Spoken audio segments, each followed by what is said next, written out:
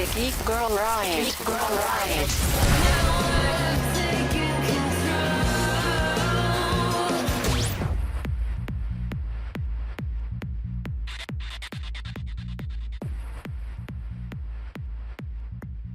Hey, Rioters. This is Sherin, and I am here with my partner in crime, Alex, and he who knows many names. Today it's Philip. Yeah, I mean, why you just say Philip out into the E3Os? You didn't want to wait for I'm excited. You know, I'm excited about this episode. Okay, since you're excited about this episode, I'm going to go ahead and get it started. And the name of this episode is none other than You Keep the Thrones, Give Me the Rings. That's right. It is The Rings of Power Season 2. We are 4 episodes deep on Prime Video, which used to be known as Amazon Prime Video. And there's just so much to talk about. So what I'm going to do is I'm going to let Philip, and I mean Philip so quickly, like little bunnies running from foxes, give us the breakdown of where we are after season 1. Everybody gonna die. Okay, that's not where we are. That's where we're going. And you made that up because you've only seen 4 episodes. You don't know nothing. I'm just Go ahead. You wanted a quick synopsis. That's it. That is not. You could be talking about anything.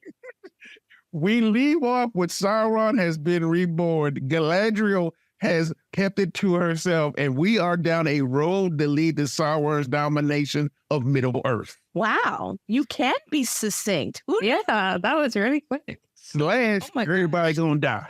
Okay, first of all, everybody doesn't die for at least 10,000 years.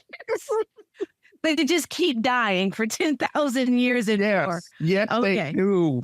For the legacy lives on. Okay, Alex, why don't you tell us where we kind of give us an overview of where we begin with season 2? Okay, so obviously being the Rings of Power, this is going to be about making rings. They focus a lot on that in season 2. So we get to see more of Celebrimbor, who is the elven smith who makes all the rings. The focus is mainly on making the dwarven rings. This season, he meets Sauron, who changes into his fair form, which is Anatar. So he basically looks like an elf now instead of a man. Yeah, I call him Sauron. Yeah. So big focus on that. The elves are kind of arguing amongst themselves because, you know, some of them know that Sauron's back. Some of them don't. Some of them don't really care. I'm just going to put that out there. Where else? Let's see. The stranger that is now in Rune, which is in the east. He's on his way to try and figure out who he is. He's with Nori, and Poppy also follows them because you can't have a Frodo without Sam. Nori and Poppy are inseparable. Who else? In Numenor, things are getting kind of dicey. The king is dead. Queen Regent Miriel is set to assume the throne, but there are devious plans in the works. Did I forget anyone?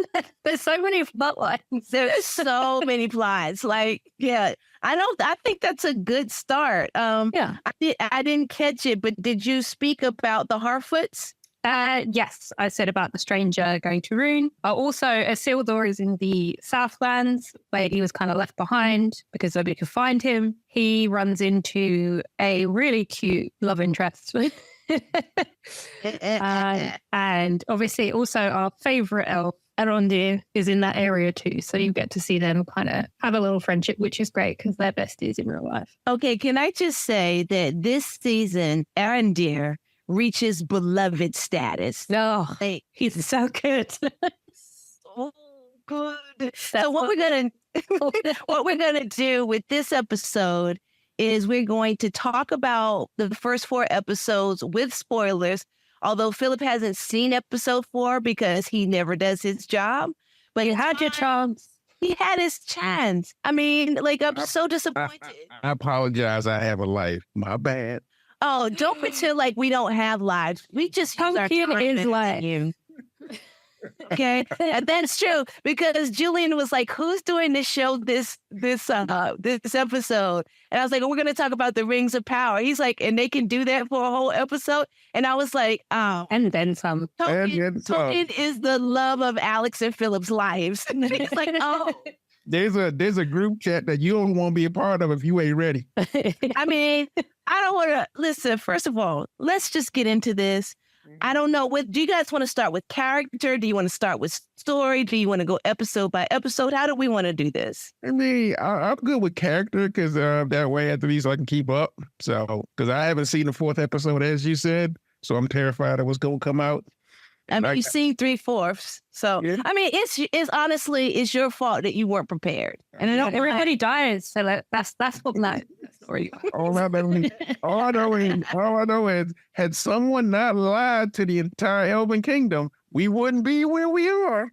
Okay, first of all, I'm sick of y'all doing that. Let's get into that. Because let me tell you my theory. Galadriel is exactly the archetype of the classic epic fantasy hero.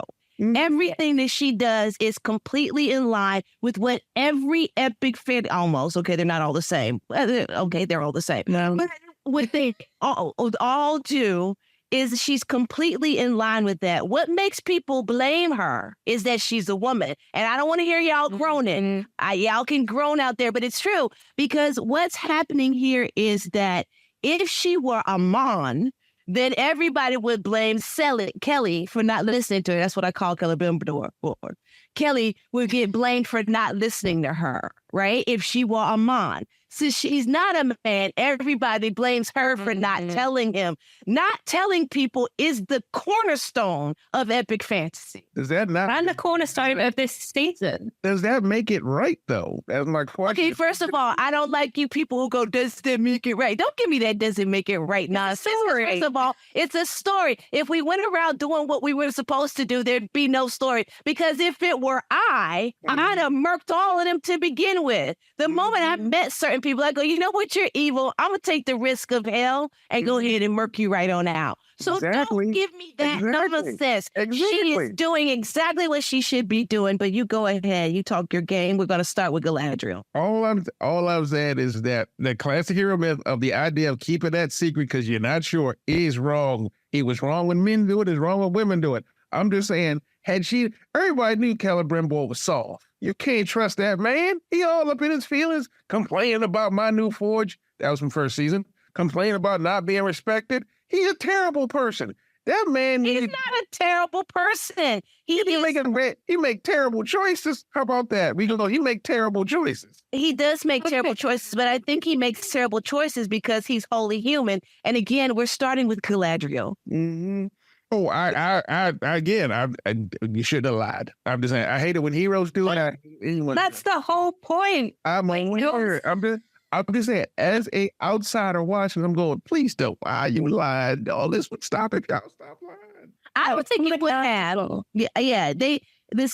Celebrimbor would have found a way. I'm just going to call him Kelly because I don't know how to pronounce all these names. He would have found a way to forge the rings because it appealed to his hubris. He wanted to craft the most beautiful, unforgettable things of all time. That man was in search of legacy. He was going to do something stupid, whether he was told or not told. He saw all the signs. He knew he shouldn't trust Anatar. He knew it in his bones. He did it anyway. Yeah. Yep. Absolutely. Speaking of somebody who should have been thrown off of something, if they had thrown him off of something, we wouldn't be here. Well, the way considering how Sauron gets thrown off of a lot of stuff, I don't believe he wouldn't just simply come back in a different form. That's how I make Celebrimbor. What, you want to yeet him off the ramparts? What? I'm just saying. You won't fix the problem. That's not a fix to the problem, Philip. There are other craftsmen. There are other people who could have forged the rings, not as beautifully, but they could have forged them. Sauron was going to find some someone to forge the ring, sir. I mean, the whole point of Tolkien is that power corrupts. Like, it doesn't matter if you're good or a noble high elf, you know? Apparently it was, because apparently I'm corrupted. Because I was like, just kill all the entire ringmakers and we good. But apparently that makes me the bad. That makes me the bad guy. Okay. Kill every metalsmith on Earth, on Middle Earth. Yeah, that's gonna be great. Thank you. Just the elf. Can you let Alex talk though, or are you gonna let? I mean, I know I'm not one to let people talk, but I'm gonna let Alex. Are we still on Galadriel? We've never got there. We're finishing up Celebrimbor. So yes, we could go into Galadriel if you'd like. Okay. Galadriel, Wolfgang Clark is she's just brilliant. I don't know why people don't like her as Galadriel. I think she's really brought a new level to her. You know, we've only ever seen her in kind of her peaceful era. But this, we get to see her be the warrior that, you know, she always was. Mm-hmm. And we get to see her be flawed and make mistakes and struggle with the darkness. You know, like she's the one who turned her back on Valinor.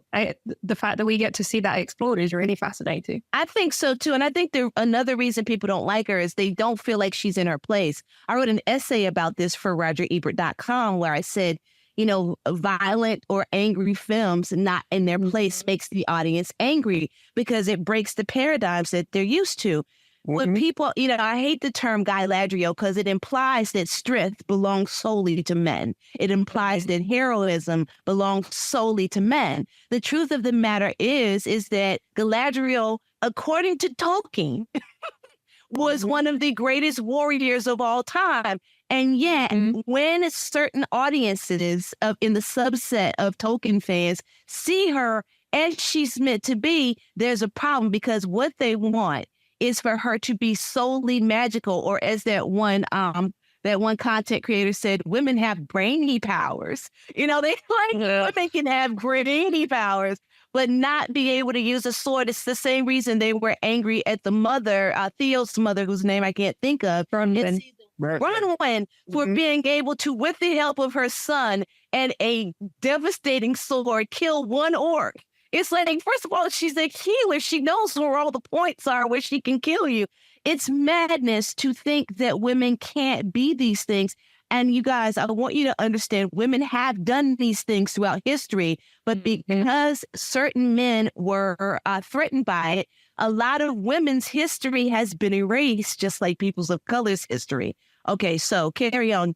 Philip, your thoughts on Galadriel? We going real slow. We got to speed this up. First of all, she for the streets. I love that woman. I love her character. I love the fact that she is extremely flawed. And as much as she keeps trying as hard as she can to be on the right side of everything, she just make bad choices. And she does figure it out, honestly, eventually. But the joy is watching her pretty much go, oh, that was my bad. That was my bad. So can we go fix it now? That's okay. So yeah, she has hubris of her own, right? I think a lot of what we're dealing with, especially the focus in season 2, is hubris and desire, and not versus, but those two things running in parallel. Because Galadriel's fault is hubris, and Celebrimbor's fault is actually desire.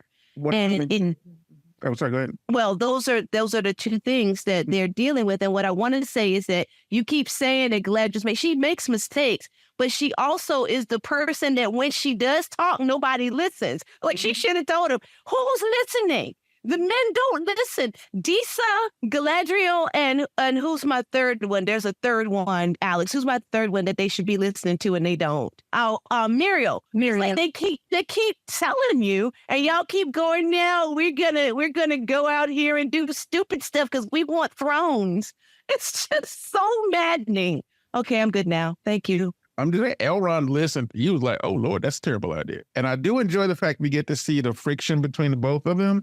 Because they didn't really talk about it in Lord of the Rings, and in the book, apparently in the books, you realize how close they were, and so you get to see pretty much the rise, fall, and breakup of their friendship, and then they get back to the mutual respect part. And like honestly, the only person who I think still wants to trust Galadriel is Elrond. He's just he recognized how terrible a situation they're all in, and he's like I don't know what I'm supposed to be doing with this. So it's interesting seeing how his part comes into play, because the way they're building him and the way they're building Galadriel really does feed into what the Lord of the Rings movies were. Much like kind of explains a lot of like everyone's place in the movies themselves is what I'm enjoying watching. So, Alex? Yeah, I agree. And, honestly, I think that shows how much Elrond values his friendship with Galadriel, because if you're a true friend, you are going to speak up when you think that they're, doing wrong. Yes. So he's really trying to save her because he knows that, Sauron knows her mind now, and she's getting pulled back in. And so he's doing whatever he can to try and save her and save, his people. But I think that he also forgets, and what a lot of them forget is Sauron knows her mind, but she knows Sauron. She knows his. Mm-hmm. And there's going to come a point in the season, which we haven't gotten to yet, where they forget that she knows Sauron's mind, and it's going to cost them. And I think that's a good teaser. Mm-hmm. But what I also want to say is, gosh, I forgot I had something that was fun and I forgot what it was. Oh, I know what it was. It's the fact that, why does Elrond say Galadriel's name like he's rubbing up against it? With cursive. It's Galadriel. Like he's like a cat on your leg. Yeah, it's so. I'm like, that's a lot of names, sir. Okay, I'm sorry. I didn't see that, but I'm gonna take your word for it on that one. But they do it with certain names, like Anatar always has the little. Okay. Mm-hmm. Yeah. But only Elrond says Galadriel's name like he says it, Galadriel. It's like, oh, that's a caress. I don't care what anyone said. We can see how you end up married to that woman's daughter, okay? Because you, sir, have a craving. And on that note, we have completed the first segment of Keep Your Thrones, Give Me the Rings of Power Season 2. And me, Alex, and Philip, me being Sherin, are going to be right back.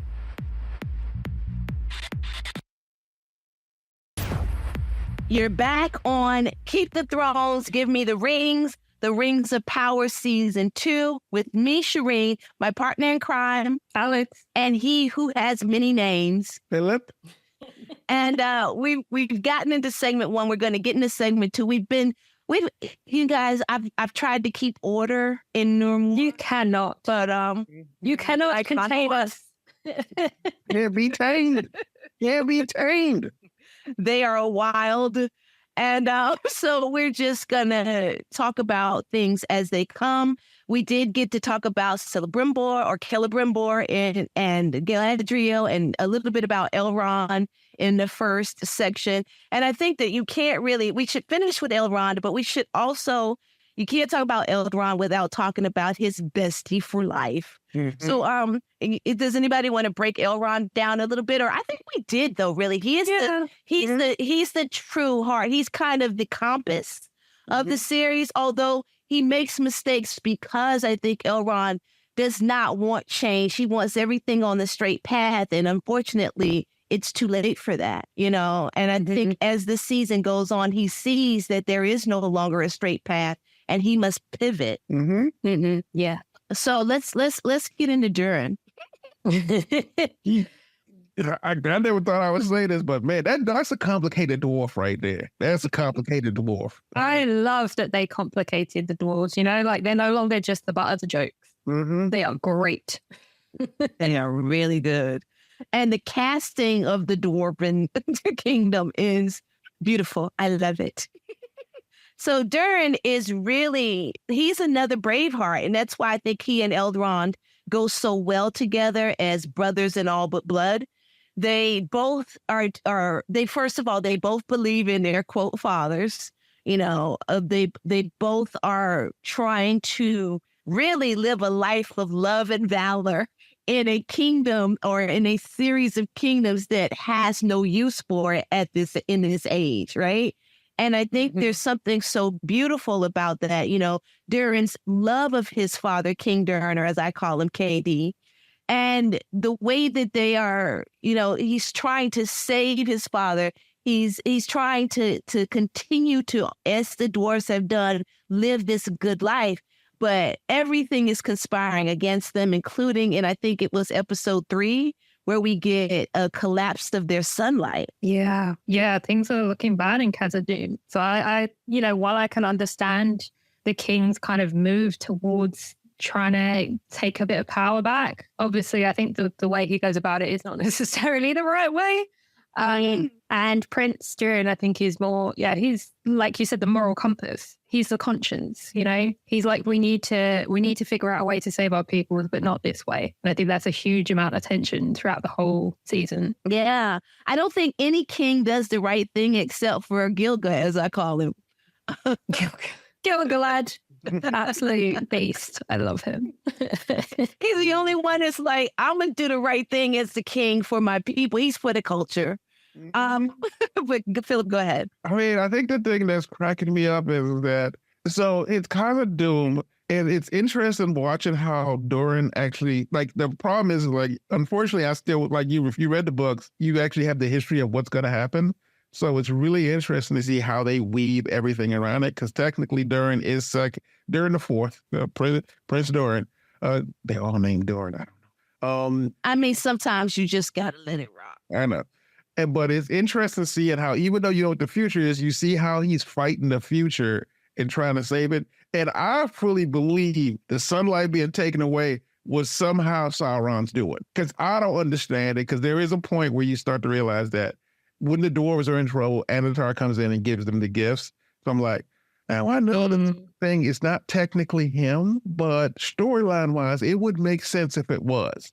And honestly, I just enjoyed Doran's like trying to balance new and old, which they started off in the first season, and trying to like literally go, we need to go to the future at a reasonable place that's of our doing, not by like, the interloper, which cracks me up the first time he meets him, because everyone's like, oh, it's a fanciful pretty elf. And Doran's like, He's like, that's a bitch. I know what he has. He's like, there's only one elf in my life. And it's not you. One else rocking with me. I don't know you. You don't even know me. I think, Philip, though, that it is important to point out that there is one other person who could have cut off the sunlight, according to the texts. Mm-hmm. We don't, we can't say whether or not that person exists or in this particular format, but we do know that there is another person that might have had something to gain from cutting off the sunlight. Alex, did I do that right? Yeah, I think that was good. All right. So Durin and Disa. Oh my gosh. Can we bring back the OTP title? Can we bring it? Oh yeah, they have it. Mm-hmm. They own that. That's theirs now. Gosh. Oh my gosh. It is the most beautiful.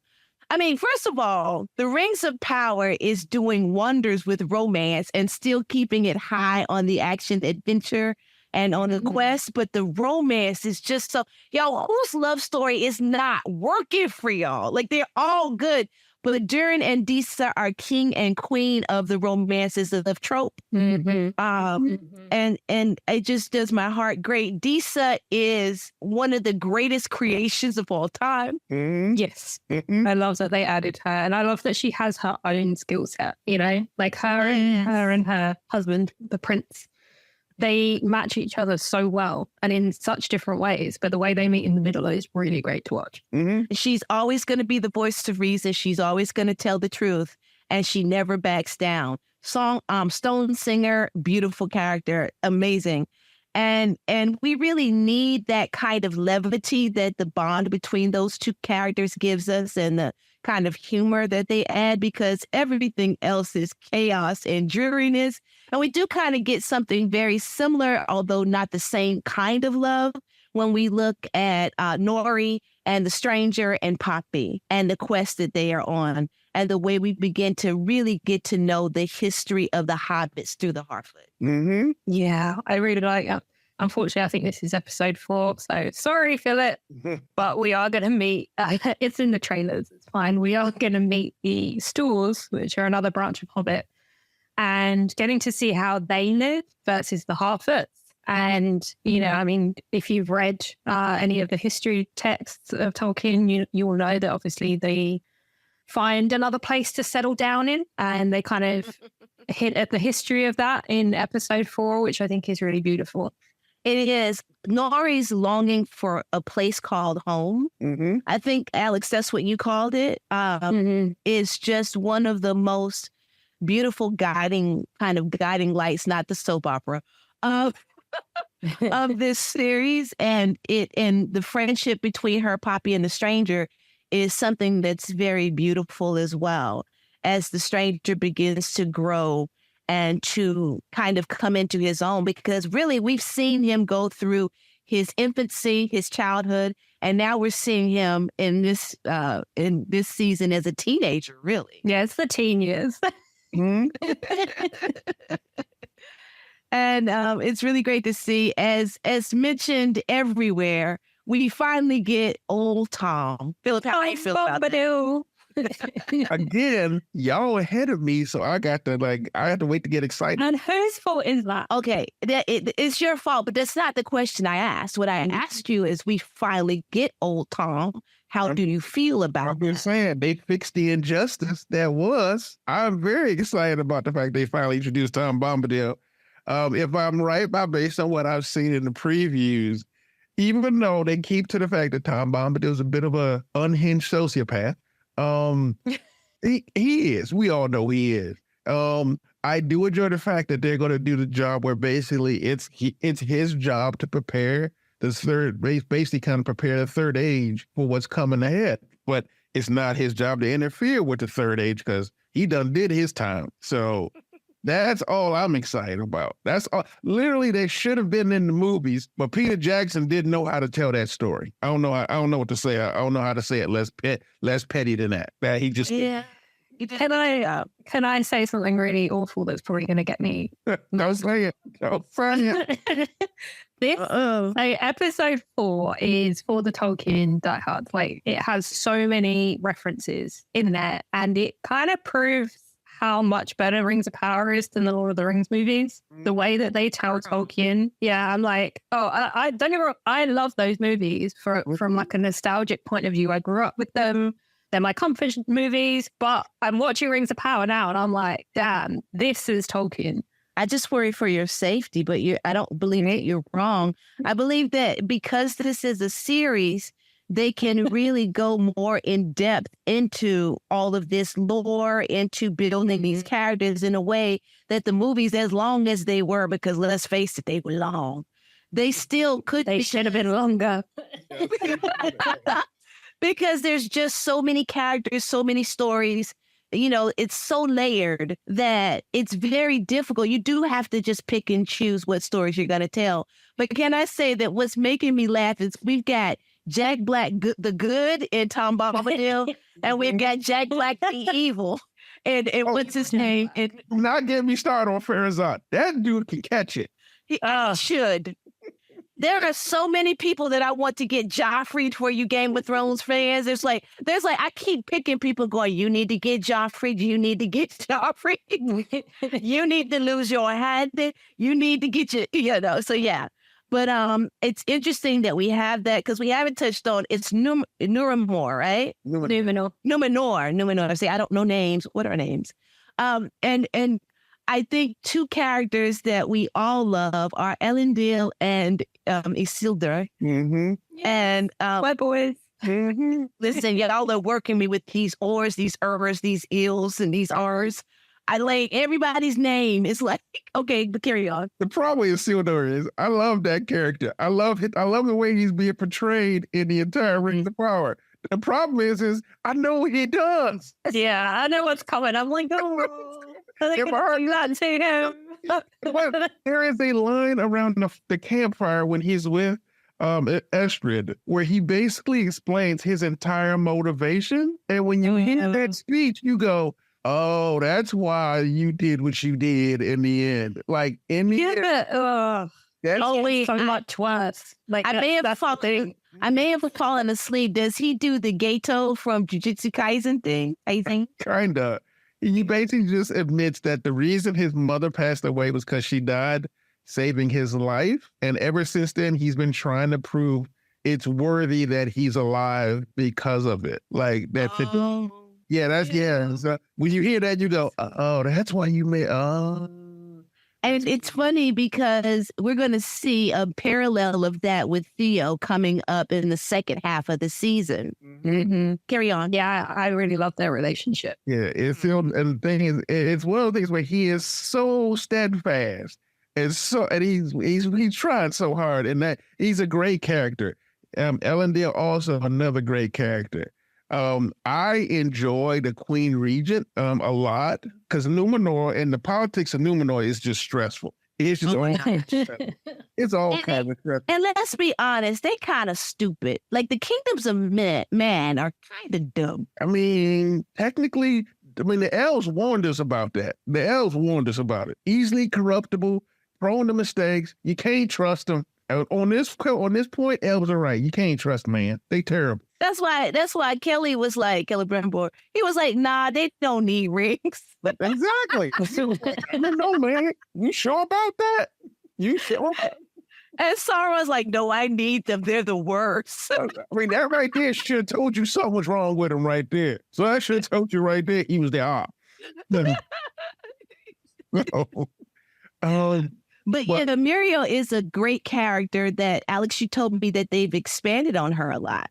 Yeah, she's not really mentioned much in the Silmarillion. So getting to see her actually rule, navigate the politics of the world, I think is really, really great. I'm so glad that they did that. Philip, you had something? No, I do like her a lot. The weird part is that technically her storyline is stretched across like 3 kings. And she is she's an amalgamation of at least 3 different kings that actually happened in the era. So it's interesting that they're chose to tell it. And she's doing a really good job of like going, we're all going, no, just don't. And like, it goes back to your original theory. They not listening to that woman. They don't know any better. Mm-hmm. Literally. None of them. Not even the man who loves her will listen to her. We're mentioning this is Tar Muriel and not just Muriel, which is there's 2 different characters, 2 different ages, or do we not need to mention that? Oh, too late. So let's get into we've talked about everyone but the beloved Arendir. Let's wrap up our character breakdowns with Arendir so we can get into the story in this last. Oh, we don't have a lot of time, but very quickly, Arendir. He is baby. Oh, and daddy.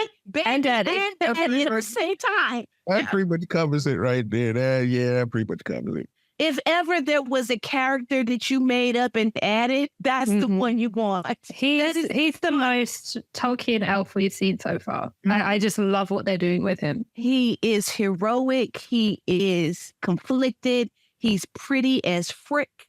Like, there's just nothing that is wrong with Arendir. Just a brilliant character. I call him Cheekbones the Ranger. So if you guys would like to use that, you may. Philip, we're wrapping up this segment. Anything else on Arendir and why it was a good call? I'll be honest, my hot take, Arendir is a better developed character, and I'm going to say it, better than Legolas. I'm going to tell you right now. I'm going to put it out there. Legolas' great granddaddy is better than him. You are right. That's what we believe. We believe that Legolas ties into Arendir in some way, and there's something you're going to see in, I think, episode 5 or 6 that kind of proves why Alex and I think that, but you're going to have to wait until you get there. Right, Alex? Mm-hmm. This is Sherin, Samurai Jack's, what you sounded like you were saying. Alex and Philip for You Keep the Throne, Give Me the Rings, and we'll be back in another segment. And I say that because we're on the radio, just in case y'all were wondering.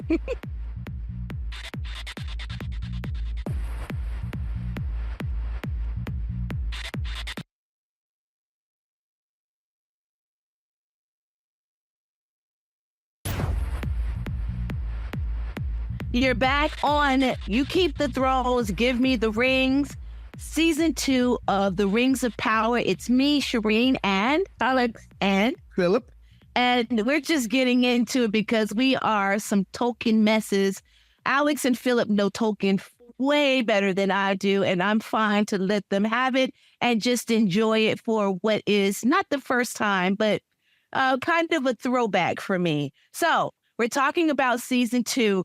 And we have said, and you guys, you could be mad at us. We could be spitting fire, but we just go tell you that when it comes to storytelling, when it comes to character, when it comes to did they just kill this person? Oh my gosh. Y'all can have House of the Dragon. We care not for it. Because give us a series where the women and the men stand as equals and chaos ensues. What do you love about the Rings of Power? Let's keep it to season 2 because we did a lot on season 1. We do not need to go back. Alex? I just So much? Yeah, all of it. I just love that it's a show. They really have done Tolkien well, and I don't care if people are like, it's not Tolkien. It is. Okay, I have spoken. I'm not an authority, but I've said it anyway. They have not only done it justice for Tolkien fans, but also for epic fantasy fans. You know, I think you can come into this series and still walk away with a lot. But, you know, if you are a Tolkien fan, you know, you'll get so much more from it. And so I really love that they've done so many layers to it. And there's so many cute little Easter eggs that you will spot on your second and third watches, because I know some of you are already on that, including me. So, you know. Yeah, it was really funny for me because every season, as I'm watching it, I will text Alex because she consumed all 8 episodes in one breath. And it took me like 2 weeks. But so every time while I'm watching it, I will be texting Alex stuff. Like, I think the first thing I texted you, I got to find it, but it was the first thing I texted you was like, so everything turns to ice and the orcs are like, oh, look, we did good. Like, okay, like, you guys, this is not a spoiler at this point. In the very first episode, in the very beginning, we watch Arak and the Uruk, okay? They kill the previous iteration of Sauron, right? And a big burst of ice happens, and they're like, yeah. And I'm like, what? Does that not bode ill to any of you? And no, it's seemingly they thought they'd won. But carry on, Alex. I just wanted to get that point in. That I know what it was. As I'm texting you, you'll say, oh, yes, that's this that happens later in the Lord of the Rings. And I'm like, oh, yeah, I forgot that. Oh, that's this weapon. And I'm like, oh, yeah. And it's so funny because I have, Riotus Sam actually bought me a Tolkien encyclopedia for my birthday because she's great and everybody needs a Sam. And when I was watching Rings of Power, I was furiously flipping through it every time they mentioned something just to make sure that, you know, I had my sources. But then after I'd watched it, then Sherin started watching it. She started texting me. And so I became her encyclopedia. She was like, this just happened. And I'm like, yes, here's the context. And she's like, I didn't ask, but thanks.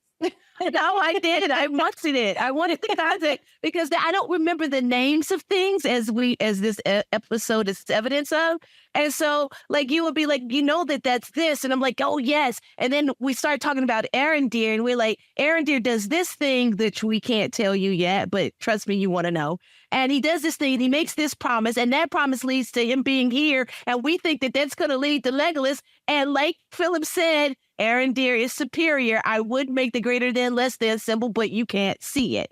So anyway, it's just been a joy. I didn't mean to interrupt you, Alex, as you finished up why you love season 2 of The Rings of Power. Oh, no, it's so phenomenal the way that the characters are being developed. I love that the storylines, there is a lot of them, and the way they rotate is actually done really well. Like, you don't feel like it's jarring. And you also get the feeling that, like, if you don't see as much of a certain storyline this season, you know that it's being set up for next season or whenever it is that they're going to revisit it. And it makes it feel like a fully realized world. And like, I don't get confused, which I found when I was watching things like Game of Thrones. I was like, who's this? Who's that? Why are we here? Whereas this, you really feel, you know, these stories are really set within the land that they're in at that time. And I think everything is a clue and everything ties back to something.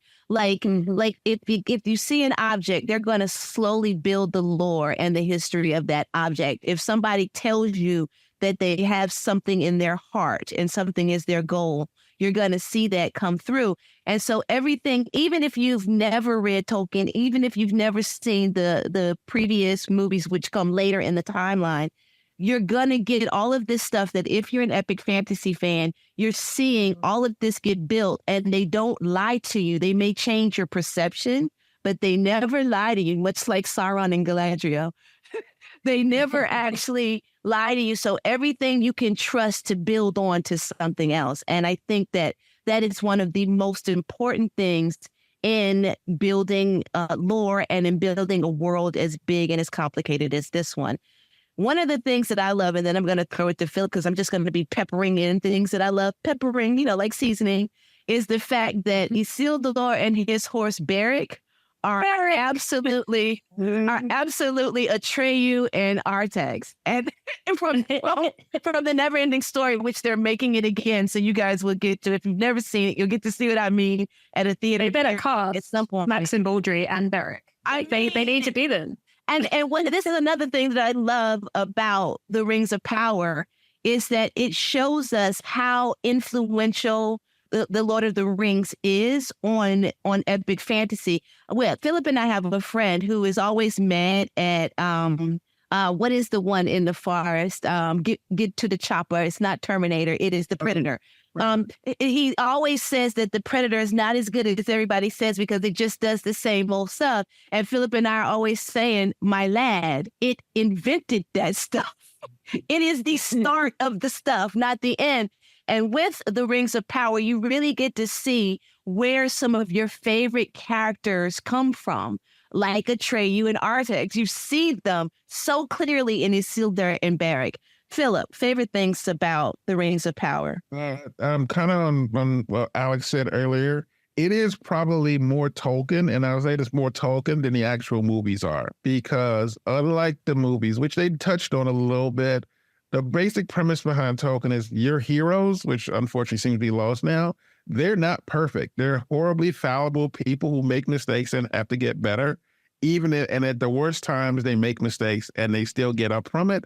And the entire purpose of almost every character that we love is that they will make a mistake just to get better. And when they come back better, they're better people. Like, you actually get to see, it's not a redemption arc. It's an actual journey from ignorance to I'm going to become better. And everyone's character has to deal with that. And I enjoy it. I think that, granted, the content, obviously the story is great and I love it, but the way they work the characters and like pretty much taking there's individual journeys, individual paths. Like the example I using is during 4, when he has to talk to his dad about getting the rings.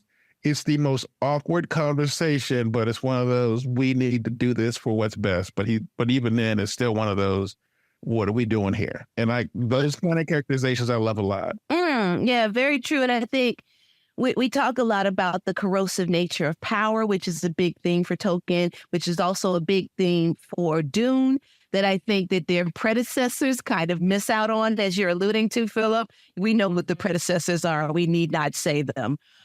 Do we need to say them?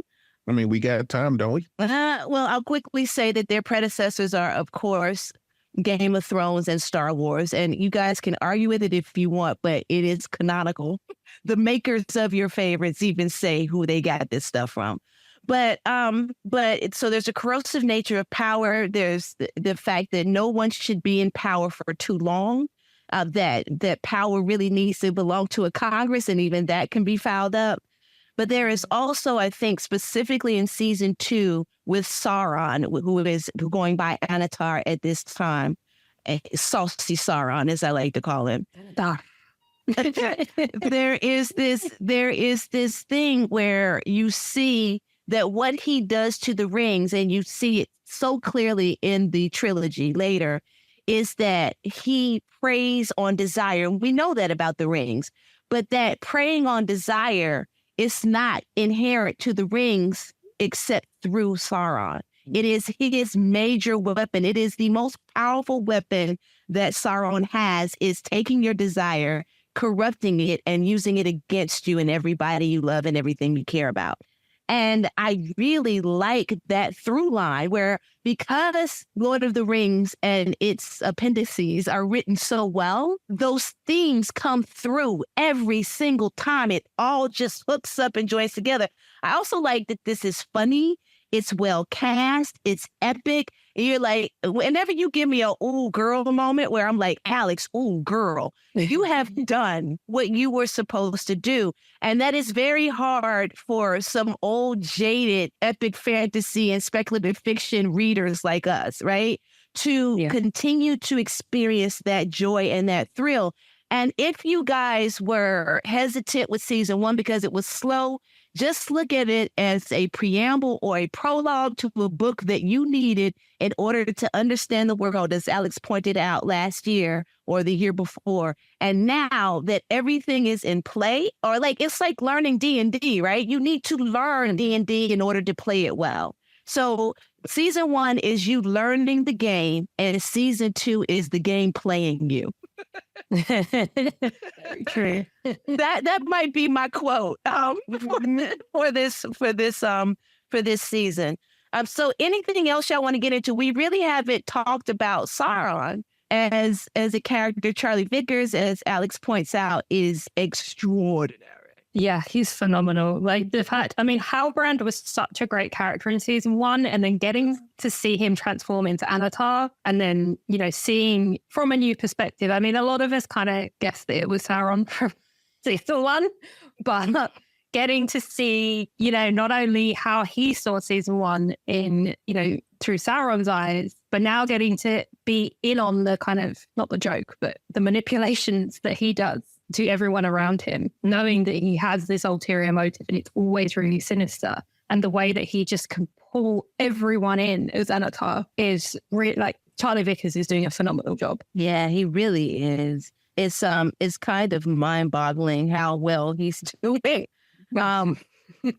Philip, thoughts? That's how you write a villain, and that's how you write evil, right there. Yes. That's how you write a villain. Oh my gosh, yes. He is seductive. And he is seductive, and he is like cute to make you go, oh. But like, I think you're about to touch on this, but not to say you agree with him, or what's the reason? Right. What they say about Marvel, so-and-so was right. And you're like, no. Exactly. So, and honestly, I understand. Like, you watch, you go, I understand how he can make people do the bad things that they do. Like, on one hand, as much as I was giving Celebrimbor his little terrible lobes, I'm like, he's sitting there going, he is literally going, you should go ahead and do that. I'm not saying you should do it, but if you going to do it, I'm going to have your back. And so like, go ahead. Yeah. No, go ahead. No, you go. And it's like, well, he didn't tell me not to do it, so I guess it's okay. What I love about Anatar is he's like, are you sure that's what you want to do? Because this could be bad. And he's telling you. He's telling you, this might not go well. And it's like, yeah, but I want to do it. But he's also telling you, you are the greatest smith of all time. You are the greatest, creative of all time. This could not be done without you. And again, appealing to your desire, that need that Celebrimbor has to seek legendary status. But he's also telling him, well, if you do it this way, it might mess things up. But he wants you to do it that way. But he's also telling you, do you want to do that so that you trust him? I think that one of the greatest things about Sauron as a villain is that he believes he's the hero. Mm-hmm. Yeah, and he's like, I want to heal Middle Earth, by bringing it under his order. It's like, that's not really how it works, but you're kind of missing the point, but you got the spirit. And I think that's what makes him, as you said, Philip, such a great villain and so juicy. Like, Sauron is a juicy character. And I think so much more juicy than the monster on the mountain. Yeah. Getting to see his obviously he's not human, but very humanized motivations and just the way, and getting it to be like a real person instead of a fictional eye that actually didn't exist in the books. I'm just going to say that. But I want the gossip. You didn't want the dollar bills. I mean, it's a great Lego set, if nothing else. Right. I keep getting that advertised. You have no idea. But yeah, getting to see him and the way he knows all of the ages of Middle Earth, so like he knows how to manipulate, like he knows that Celebrimbor comes from the line of Fëanor, who created the Silmarils. So he's stuck in this shadow. Like there is literally a statue of Fëanor outside of Celebrimbor's tower. So he's looking at that every single day, being like, I'm never going to live up to him. You know, and there's a whole curse of Fëanor as well that we don't have time to get into, but... No, we've got a minute. Yeah, Sauron knows how to manipulate. He knows how they work. He knows who they are, everything. And so he plays every advantage. All right, Alex, I'm going to give you the last word in 1 minute, 60 seconds or less.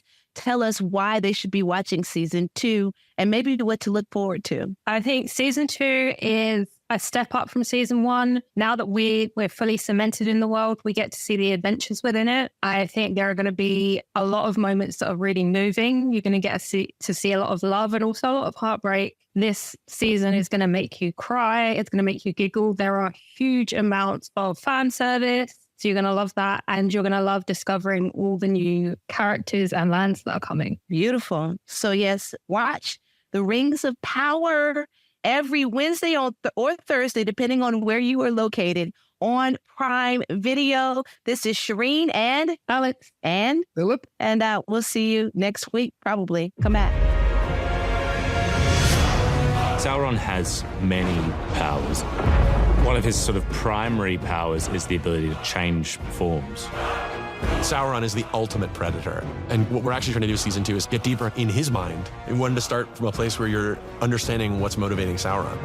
We have a different actor playing Sauron in the first scene of the show.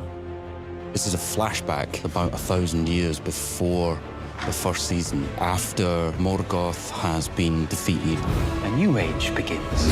Under me, your new master, Sauron. Now, who is this man? He is no man.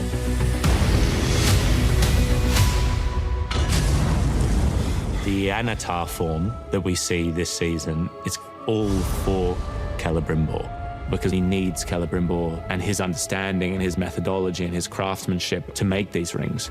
He'll stop at nothing to rule Middle-earth. What am I to call you? I am a sharer of gifts. Season 2, he's much more out in the open. Audiences know who he is, even if not all the characters do.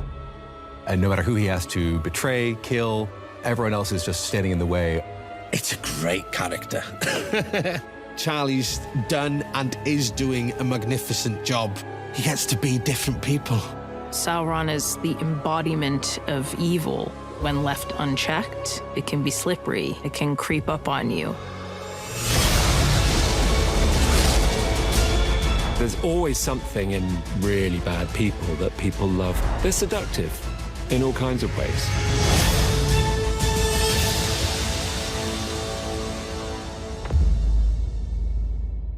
But should we just get a couple of takes? Let's do it. Here we go. Now let the song begin.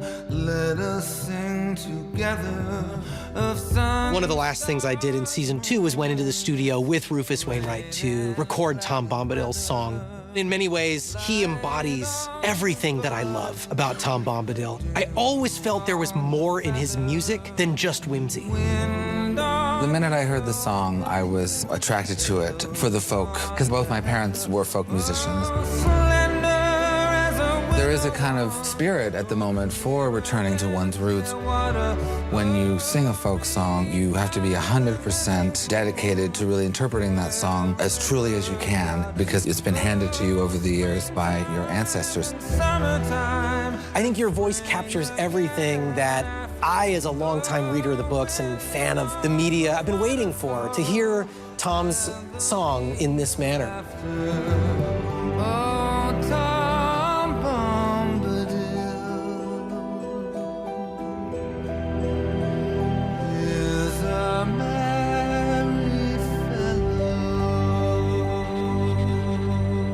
Bravo, another great one.